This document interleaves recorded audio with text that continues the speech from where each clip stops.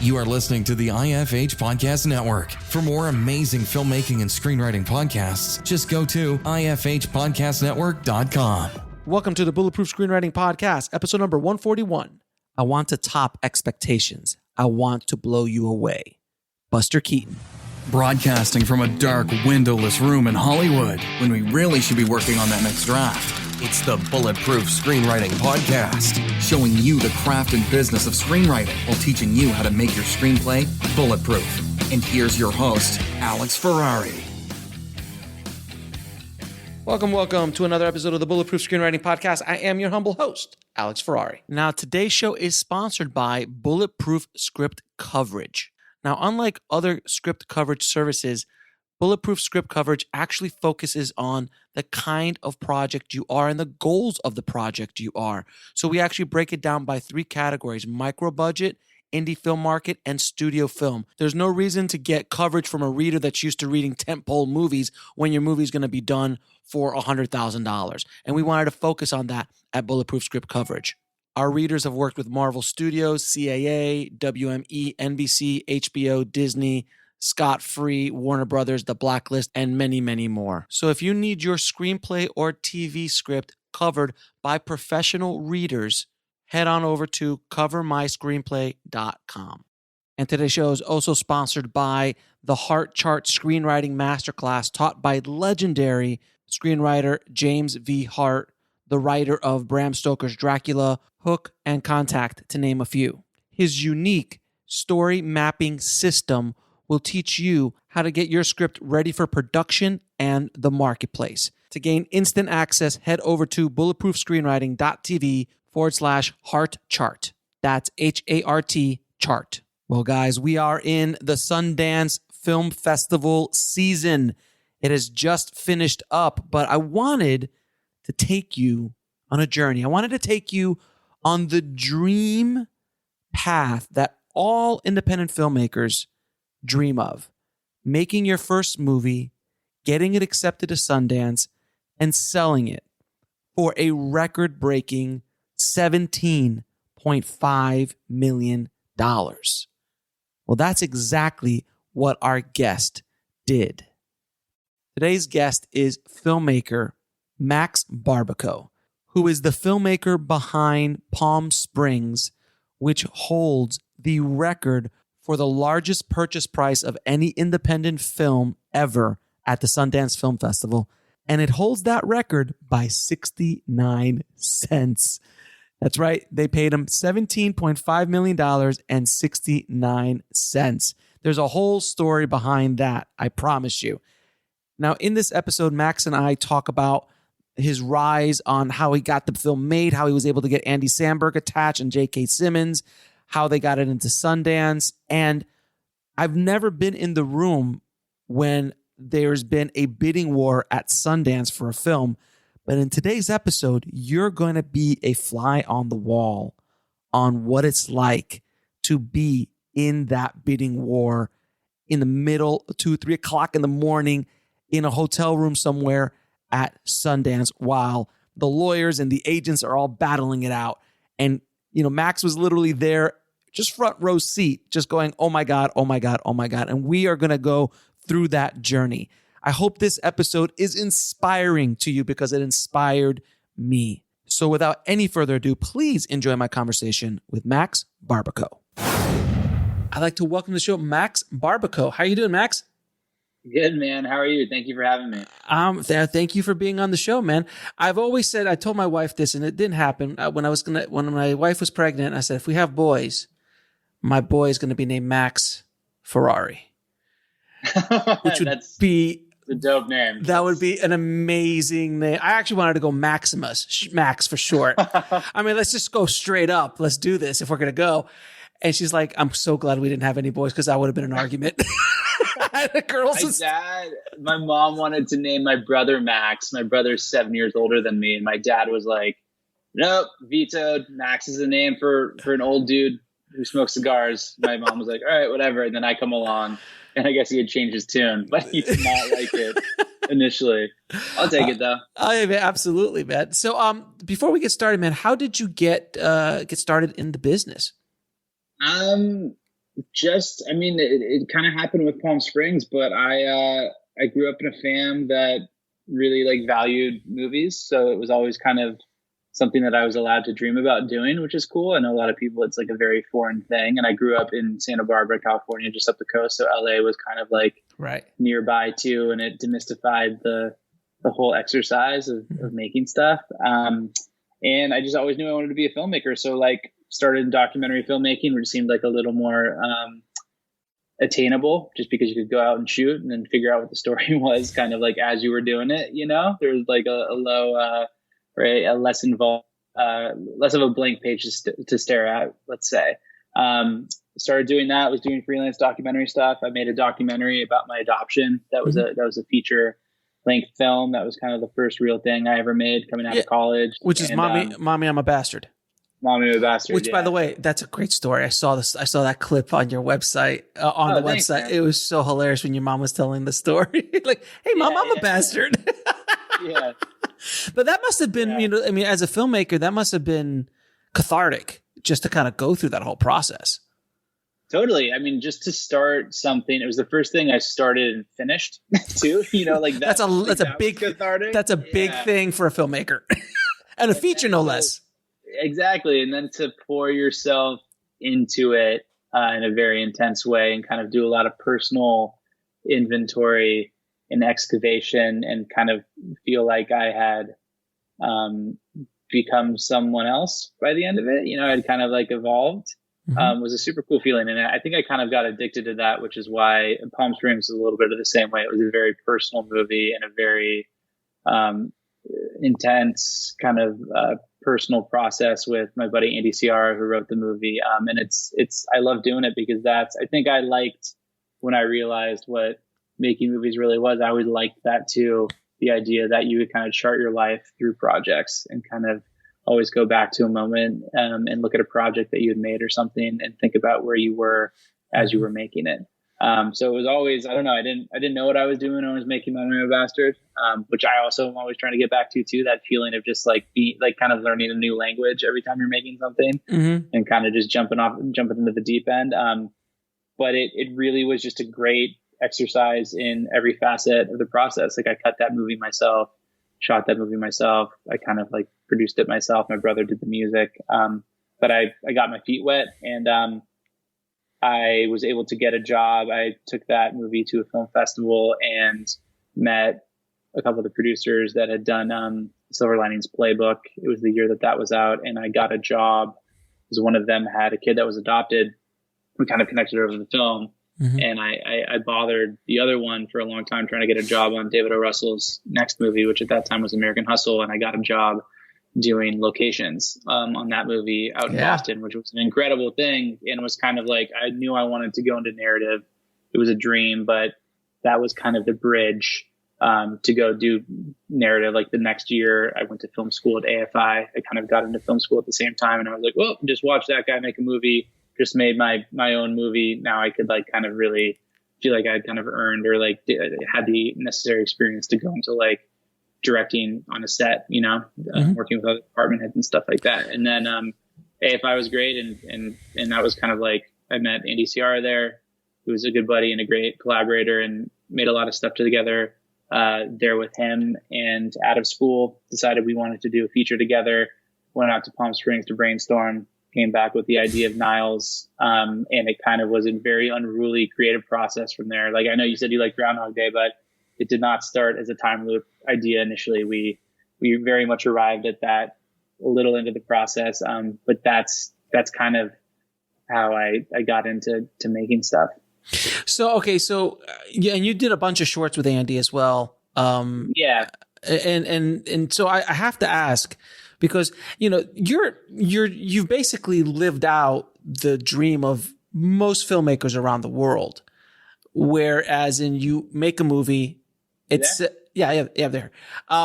You make a movie, you're kind of you're living the dream that every filmmaker dreams of, which is essentially, hey, I'm going to go write my movie with my buddy and we're going to go attach, an Oscar winner and really famous comedian and some other really amazing talent.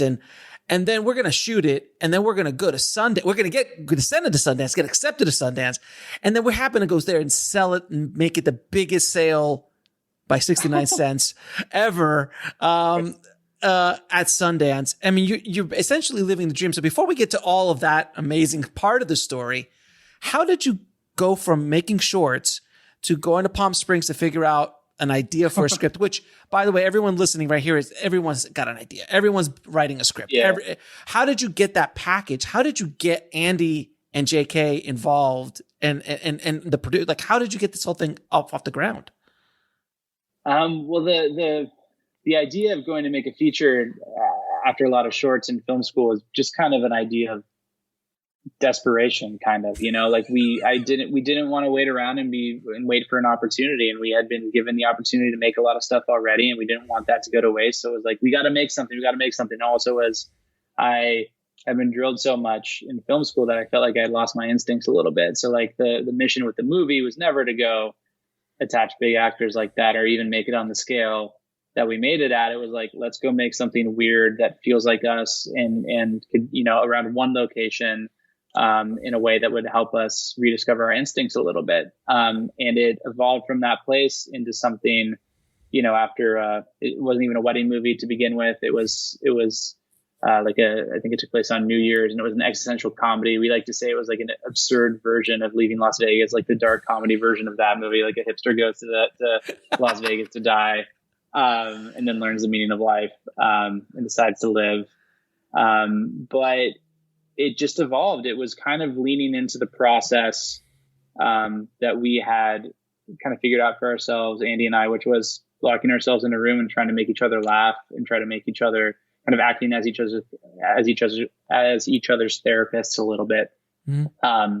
And that's how a lot of those philosophical conversations about life and relationships. I mean, the movie was born out of a very busy wedding season where stuff started to feel the same. And I was like hopelessly single, and Andy had just gotten married in Palm Springs and was kind of looking down the barrel at his life, really stoked, but wondering if he was ever going to be as happy as he was on his wedding night, and kind of those things were ingredients in this kind of this alchemic exercise. And it just got to a place where, putting two commitment phobes stuck at the same wedding together felt like a really fertile premise for a movie, putting characters in their own version of hell. And we just followed the idea and worked really hard at it. And by the time the script was good, it had obviously gotten way bigger than a little movie you could just go shoot in the desert. There was like a time portal and dinosaurs and shit. So we, Andy Ciara got a manager who kind of knew what to do with it. He kind of became the third collaborator on the film and sent it around town, sent it around LA. And it got good reads, and it got passed up through UTA where Samberg is represented, and Samberg read it and was like, okay, I'll meet these guys. And we went in to go meet with them and had a conversation, and I kind of pitched the vision for the movie, and we got super lucky in that he was seeing the same movie that we were seeing, which was like, a comedy, yes, but something a little more driven by pathos, especially for him. There's, it's a different turn for him. When we had the opportunity to meet with him in The Lonely Island, as like potential producers, and then, him to star, it kind of clicked. It's like, oh yeah, this could be our version of Eternal Sunshine or Punch Drunk Love, a little more hard comedy, but like a generational talent and a goofball in terms of a comedian doing a different turn, mm-hmm. something a little edgier for him. And it all kind of clicked in. We're like, oh, this could be something pretty cool. And when he said, that he wanted to do it and that they would produce and he would star, and that I, was still going to get to direct it too at that level, it was an incredible thing. Yeah. So that's one thing I want to ask, because I've sat in those meetings. I've been in those meetings with actors and things, and getting you to be the first time director and them giving you the reins of and I don't know if you've even mentioned what the budget is. Can you say what the budget is? It was like under 5. Right. I get the tax credit, but it was like at the time it was like 4 or something like that. Yeah. So to and that's a fairly large first film. Yeah, with basically your only narrative being a handful of shorts, and your documentary that you'd done, years weren't earlier. Samples for it, that weren't similar in any way to the idea. So it was like not like here's the short that could be the feature. Right, exactly. So that guy. So it was basically you had a champion in Andy Samberg. Yeah. He basically said, "I see your vision. You're going to direct it. Let's make it happen." Yeah, and it was beautiful because if Andy CR and I hadn't gone in together, I don't think it might have played out in a different way. I think they recognized, because they're buddies, like the Lonely Island came up together and they're friends. I think they saw us as buds wanting to make this thing. They saw how they could help us make it even better. And they're like, that's cool. Like, we'll do it, And we're so lucky they were into that. So we spent the summer after we first met them kind of doing a polish on the script together in that room that Andy and I had been in, exercising our romantic demons and making each other laugh. It just kind of got bigger with those guys and Becky Sloviter, who was our other producer who ran their company. And it was amazing. It was unreal. It is very dreamlike. I mean, as a director though, as you're walking through this path, I mean, you've heard every filmmaker's heard these stories.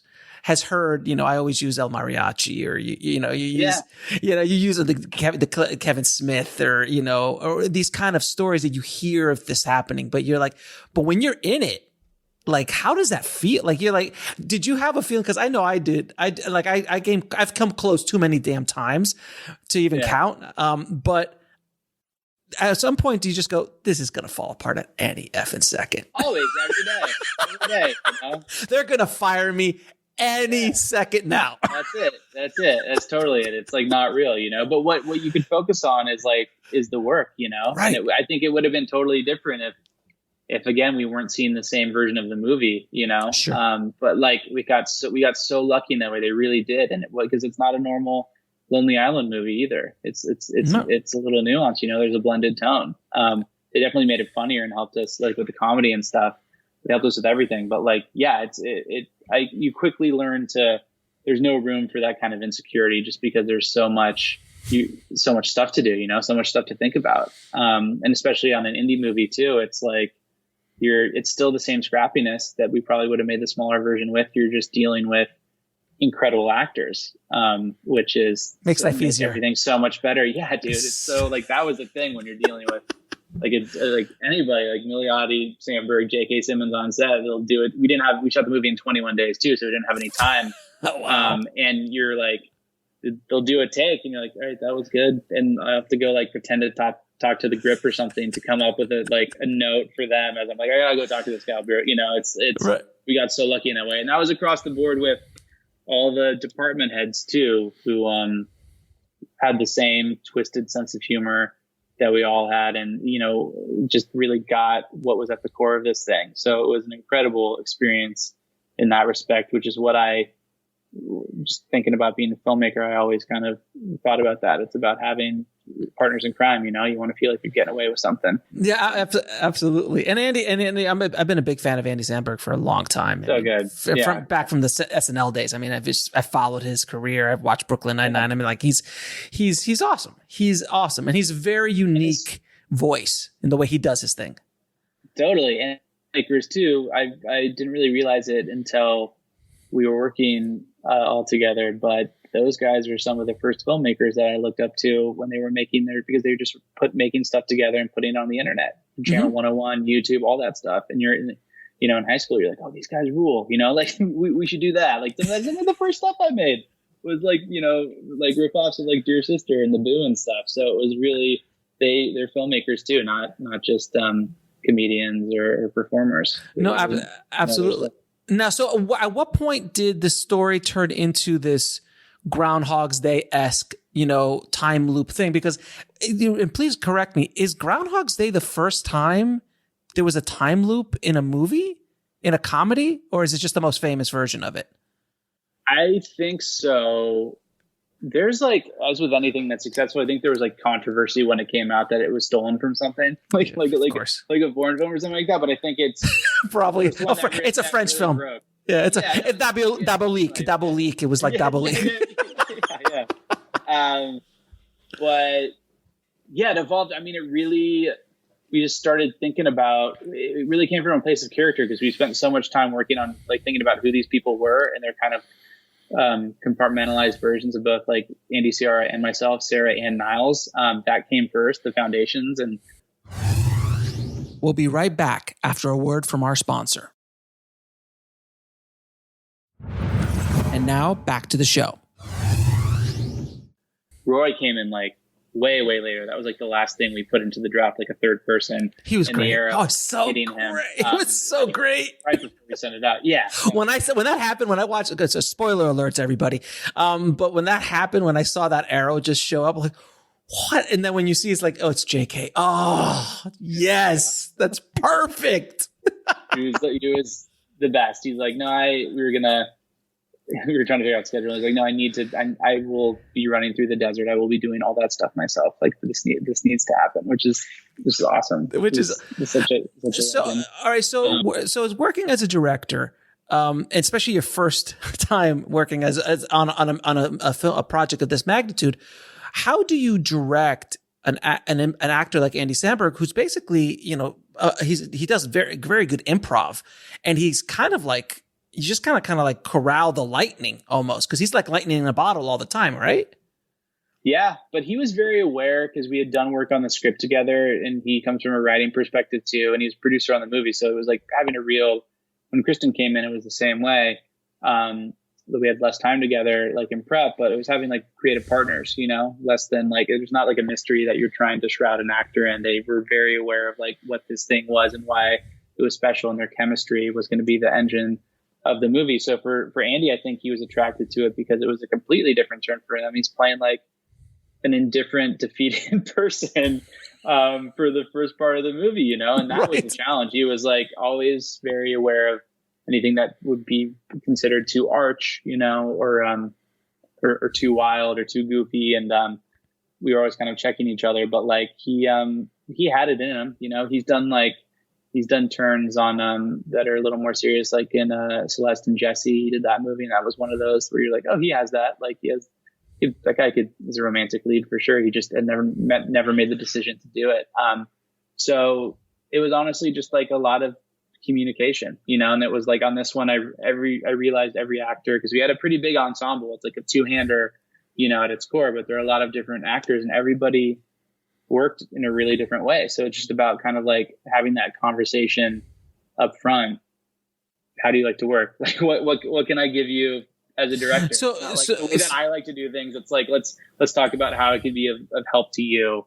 And with Andy, it was a lot of, and Cristin too, it was always a lot of like conversations beforehand. Like we did some rehearsals and then just trying different versions of it on the day, because we didn't have a lot of time, like I said. So it's like, let's get it right.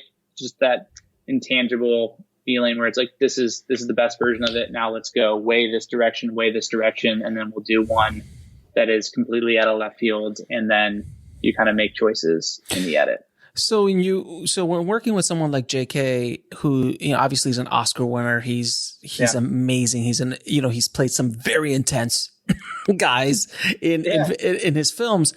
I'm assuming there was some sort of intimidation just meeting him and having the potential of working with him. How does a first-time director direct an Oscar-winning actor? Like, what is that process like? I mean, I've had other guests, and I've worked with Oscar nominees as well in my work, and I just go, how do you want to be directed? Like, I'm just here, because there's some people like, if you're like, how can you direct Meryl Streep? Like, how does that work? So I'm assuming JK similar.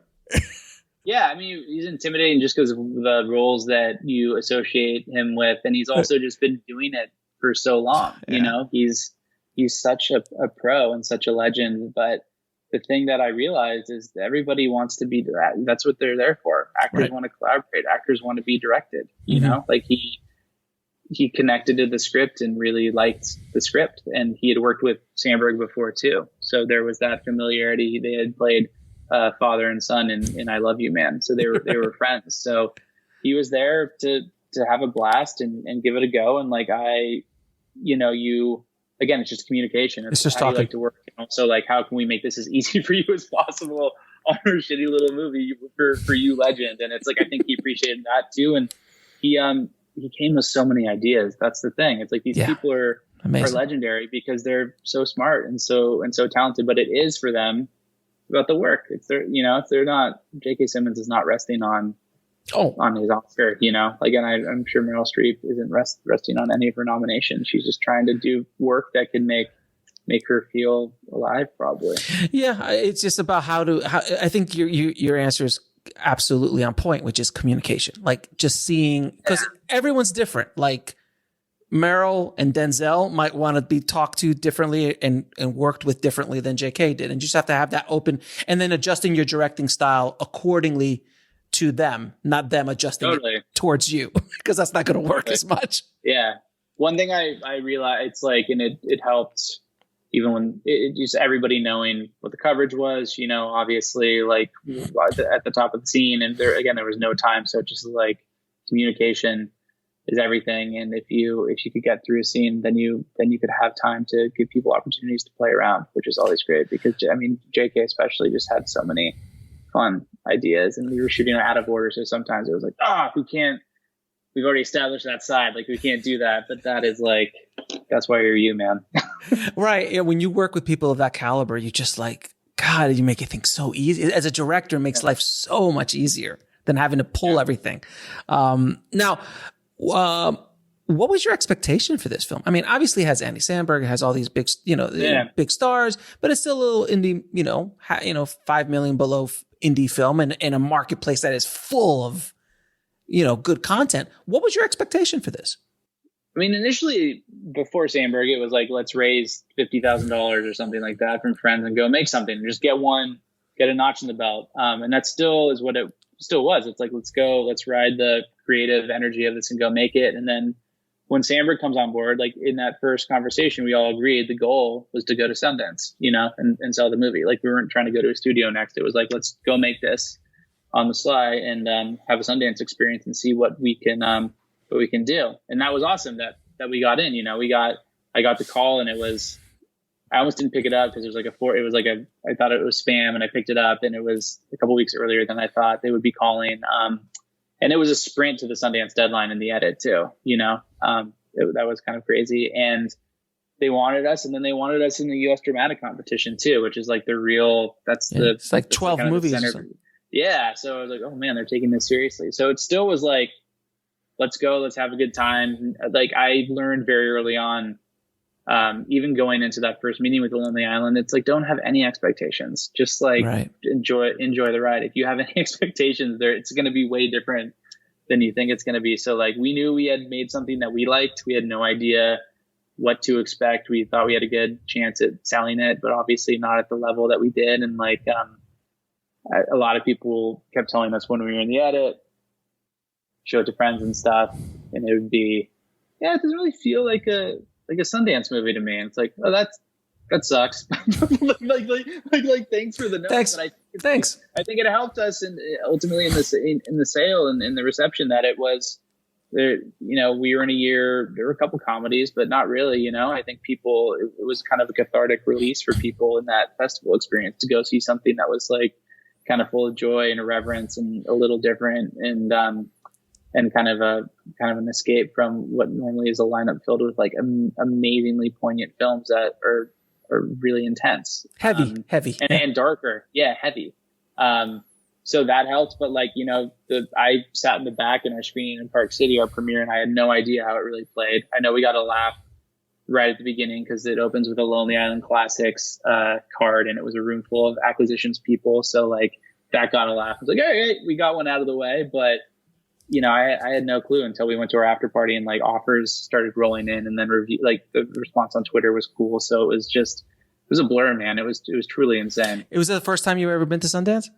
Yeah. I never wanted to go without having a movie in. So it was cool. And it's, what was that like? Everything. It's like the last full film festival for the foreseeable future too, which no one could have known. Exactly. So what was it like? I mean, because I've been to Sundance, God, it's like 7-8 times in my life. Yeah. And never had the pleasure. I've always been rejected. She's like that hot girl that always kind of teases you, like Always.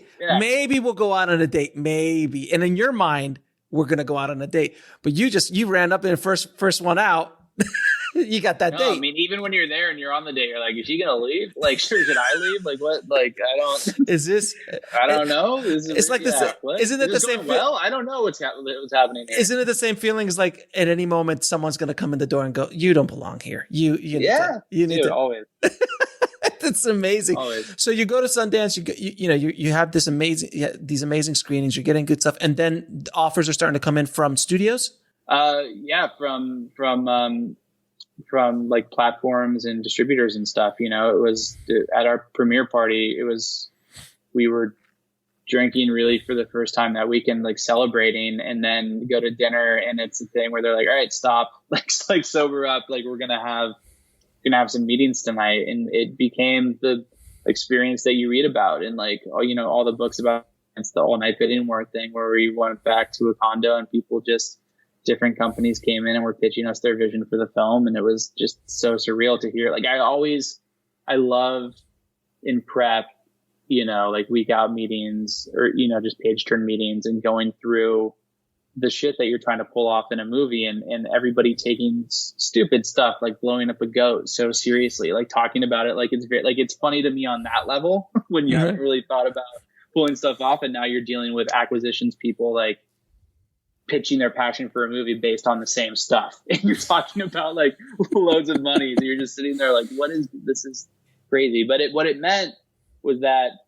more people were going to have a chance to see our movie, which was so cool. Right. That's I kind of had contextualized the entire Sundance experience too. It's like, well, all this means is like it's no longer ours really. Like we've lived with this for so long, and like we're going to this festival, people are going to see it, and then like people are either going to hate us or they're going to, they'll be okay with it, but like, it's not going to be our little thing anymore. And when there was a response from buyers, and there were offers and stuff, it was incredible because it just meant, oh my God, like more people beyond this festival are going to see the movie, are going to bring it out into the world.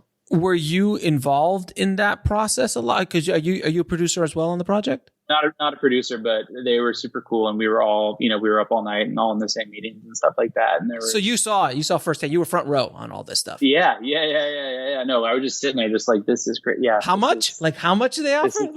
I'm sure the first offer that came in, you're like, yes, take it. Yes. No, exactly. Yeah. Like that was the one. 5 million. Yeah, 5 million. Yes, take 5. Yes, we'll break even. It's fine. Let's just go. Let's go.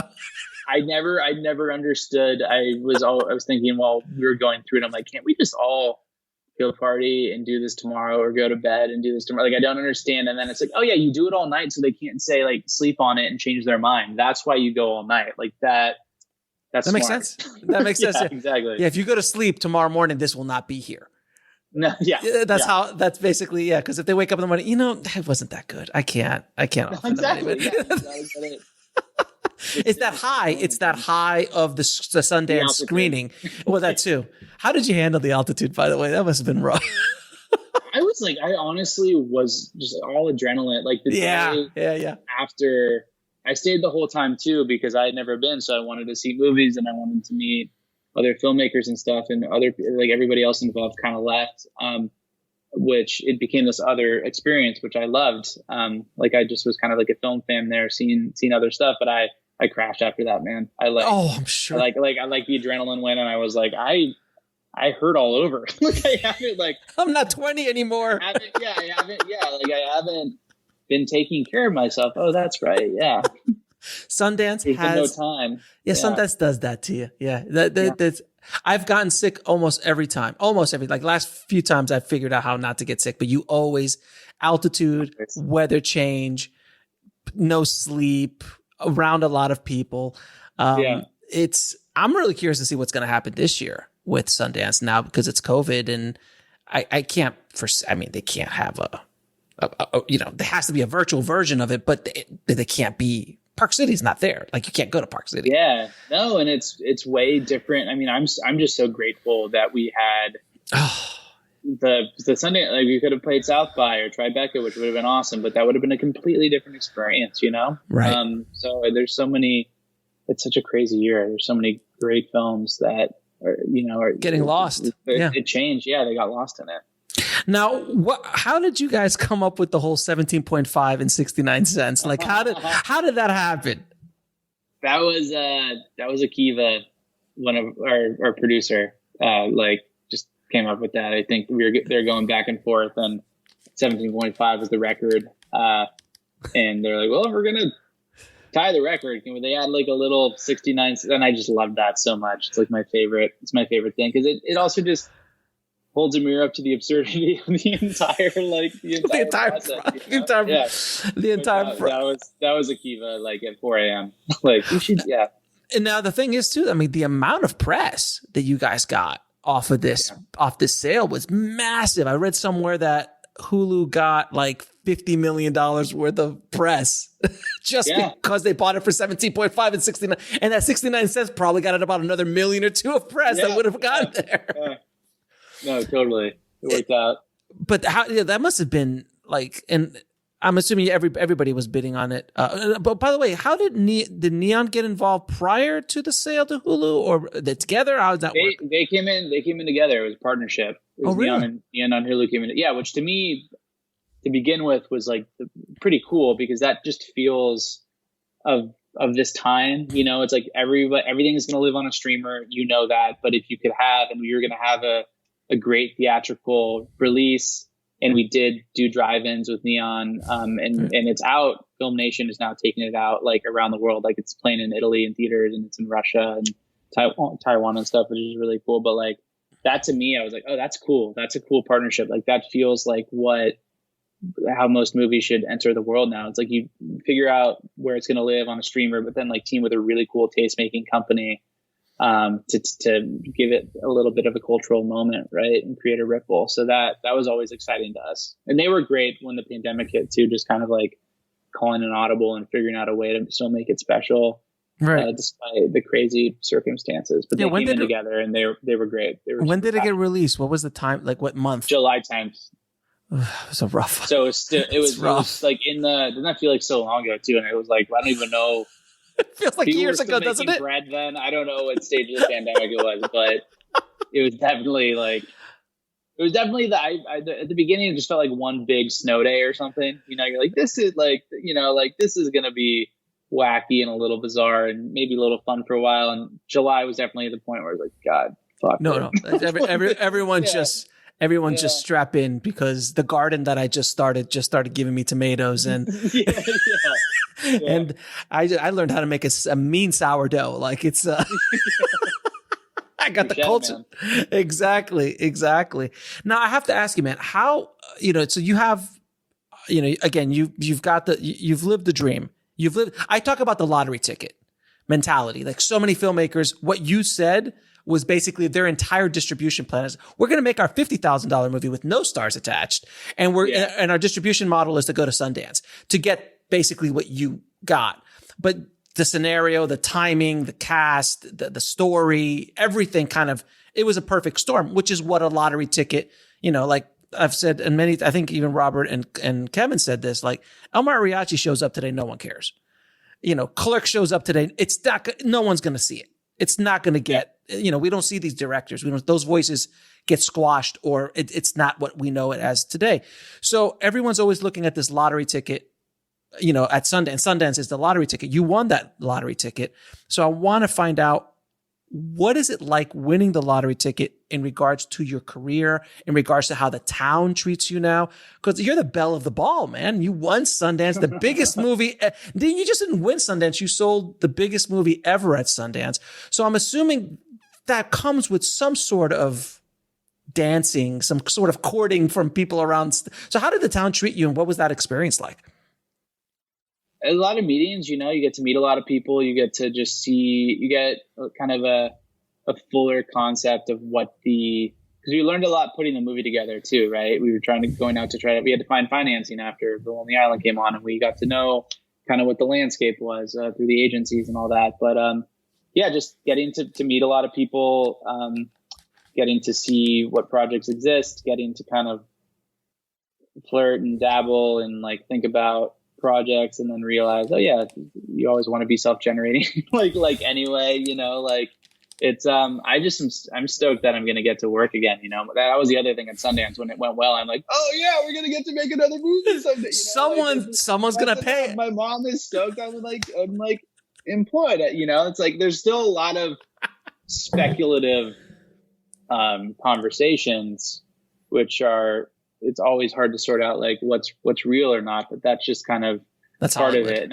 And I do say I will say, like, I think the healthiest thing happened, which is that all this happened and I've been at home.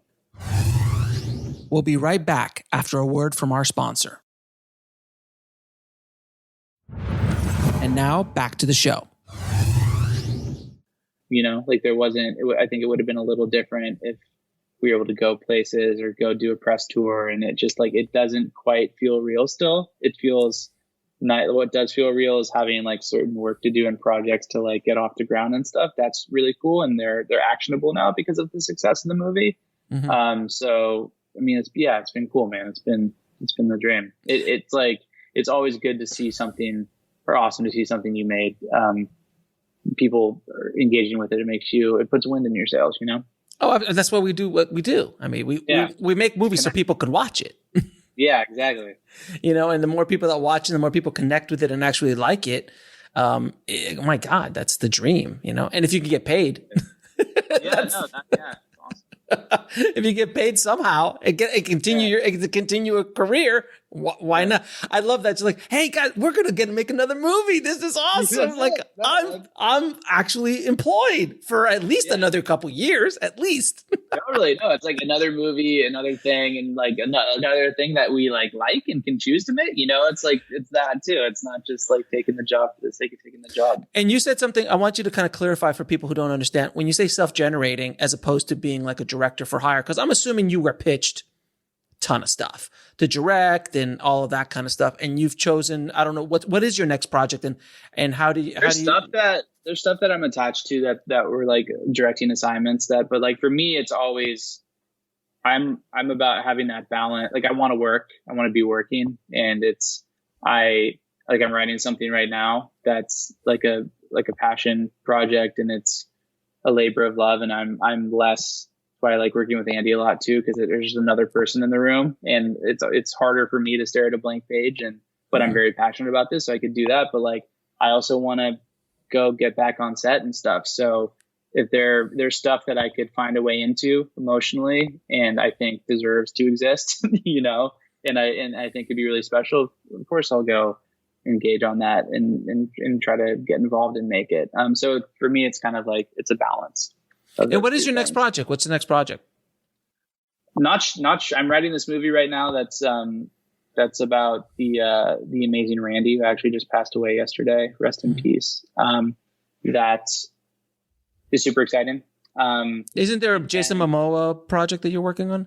Yeah, they were trying to figure out when we could do that because of COVID stuff and scheduling stuff. But it's called The Good, Bad, and Undead, and it's very similar. It's Peter Dinklage and Jason Momoa. It's like a buddy comedy. Nice. Set in like a very, very self-aware fantasy universe. Dinklage is playing the last Van Helsing, the version of Van Helsing, who's like an alcoholic and a gambling addict, and Momoa is a vampire who's taken a vow not to kill, and con artist comedy. They go around village to village conning people. Dinklage pretends to catch Momoa, and they split the money, and then pretty soon like a big bounty's put on their head, and it becomes this giant chase movie. So it's like a very grounded human story about these two outcasts who kind of bury a lot of their shame in this heightened world, which is kind of similar to Palm Springs. I was like, right. Oh, that's why I read it. I was like, this is really fun. Like I could apply similar tools, you know? That sounds awesome. I can't wait to see that. Yeah. I hope we are actually able to get that off the ground cool. One day, hopefully. One day, hopefully. To get on a set again, man. Just exactly. I mean, as I know a lot of directors and cinematographers who are working right now, depending on where they are in the country or in the world. I mean, as a director, I haven't been on set since. I don't want anyone to die because I'm making a movie. Like it's so. Yeah. How do you feel that you're going to get to come back on the job? I think from what I've heard and and read. It just is a lot, there are zones. It's a lot, it's the difference like between shooting on film and shooting digitally. You just have to be like very deliberate, when the stakes are a little higher and there's less room for error. So I think it just is being very thoughtful with the number of people on set, which I think is good too. I think it's an opportunity to like redefine how many people you actually need to go make these things. Right. Yeah. Yep. I think it's probably pretty hard for actors because you can't be as intimate. And for me, it's like, I don't know, I'll go make something if I think it's safe, but it's also, you want to make sure that you're not, when you make something on set, I feel like it's already a set of compromises. Always. It's like one compromise after, you're trying to just get it in the can. So like this COVID thing is just a huge compromise for everybody to begin with. Yeah. So it's, I don't know, man. I don't think I'm close to going back to anything, but hopefully soon, hopefully in the new year. Let's hope, man. Let's hope. Now, I'm going to ask you a few questions. I ask all of my guests. What advice would you give a filmmaker trying to break into the business today, past COVID? Like, yeah. Like, don't quit. Find a way not to quit. Like, that's the number. I think a lot of people just quit, but it's about perseverance. And also recognizing what idea is the idea or project to really put, because I do believe it's important to, you want to have a lot of irons in the fire, but you want to put all your eggs in the basket that deserves those eggs. So it's about having the self-awareness and like the taste to know what idea is worth kind of really investing a lot of your time in, because I see that a lot.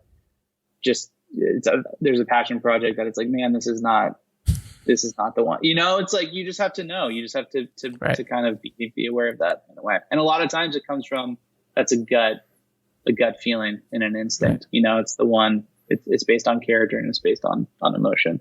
Now, can you also let everybody know, because I'm assuming a lot of people listening right now think that you are an overnight sensation, that you made one script and you walked it over to Andy and Andy said, sure. And you got $5 million, you won Sundance and your career got exploded. Please tell everybody how long this overnight success actually took. We went to Palm Springs I'm talking about like the beginning of your career. Oh, like I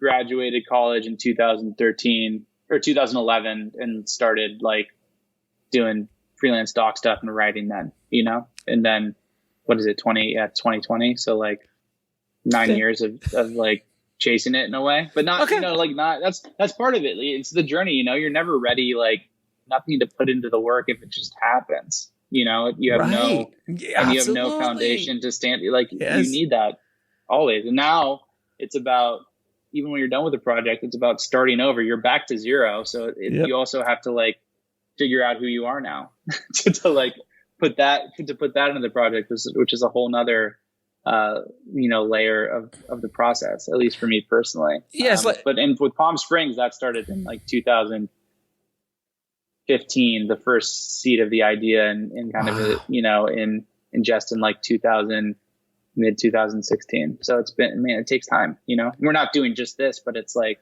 that's the one, like I'm saying, I'm like, this feels special. This feels like it could be really cool. So we can't quit on it. Now, what is the lesson that took you the longest to learn, whether in the film business or in life? I think patience for sure. We're talking about it, but like patience, and being okay with being in the moment, being okay, like being zen about the work, and like, and just persevering, and not turning off that, whether it's writing or in the edit or whatever, turning off that critical voice in your head and just kind of leaning into the process. That takes, I think, a little bit of experience. And what is the biggest fear you had to overcome to make this film? What was that thing that you had to kind of like, I got to get past this in order to even be able to set foot on set? I think failure, just the fear, getting past that and, not putting the carpet like before the horse, so to speak. And just not even thinking about what it was going to end up as, just kind of, again, engaging with the process. And 3 of your favorite films of all time. Oh man. I would say Boogie Nights is definitely in there. I would say